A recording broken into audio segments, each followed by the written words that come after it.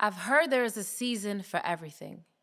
I've seen some replace accountability for lies and felt others negotiate based on what they see with their eyes.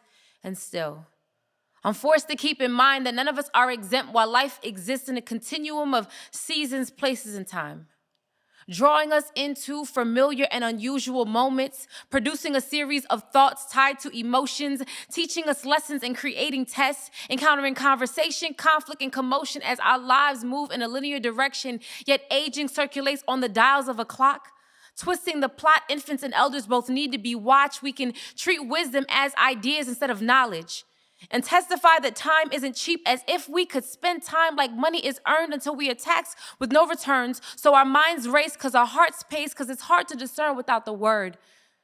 We succumb to pressure like common sense is supposed to be innate, failing to think that knee-jerk reactions can be as consequential as your tires losing traction. You either become stagnant or start crashing. Success wasn't made automatic. Consider this. We were born in a bliss of ignorance, yet in God's eyes, this doesn't diminish us. Being taught the facts isn't the same as being exposed to the truth. Statistic and calculus look good on the student's transcript, but once you flip scripts to get paid, you can't apply that to a resume in hopes to pay Sally Mae. So please excuse my dear Aunt Sally if it's old school spreading the good news. It's just the order of operations. Be patient. Trusting notions from the universe is too ambiguous and tricky. Mixed signals have an expiration date. Pursuing destiny by such and such age, when God said he would make your latter days great, and his word never goes void like the writings over a blank check for employment.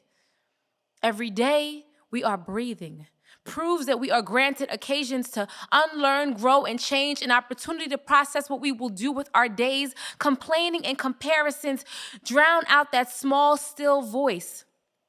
Overcoming trumps success, because achievements without a God-ordained plan can leave you depleted. One life to live, but who will lead it? Left to our own devices, we can get played out like Atari. Some may say it's a classic, but it's no longer favored by the majority. So with our limitations and proclivities, we need an authority. The author, narrator, and illustrator of faith awaits in sovereignty to remove the confusion, competition, and shame when we desire a vision made plain. If we gain the world and lose our souls, then our mind, will, and emotions are subject to believe that we can coast through circumstances and boast in obstacles. Pride can cause a great fall. Negative thinking and discouragement reigns on us all. So if you stumble sometimes, praise God that your enemies weren't there to applaud. You were designed to be a masterpiece, not a master without peace. Living purposefully helps us manage discomfort and become content. 7 to 9 bottles of Enfamil condensed into 3 meals.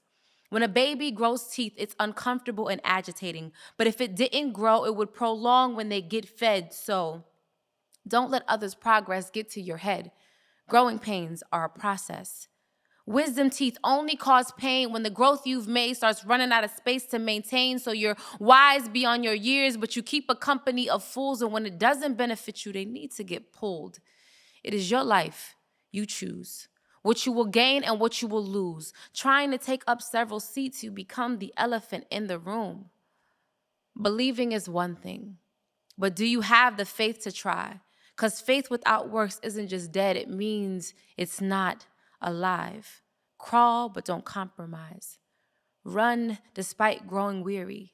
Decide, whose report will you believe? Alternative facts, fake news, and frenemies, or the substance, hope, and evidence of things unseen.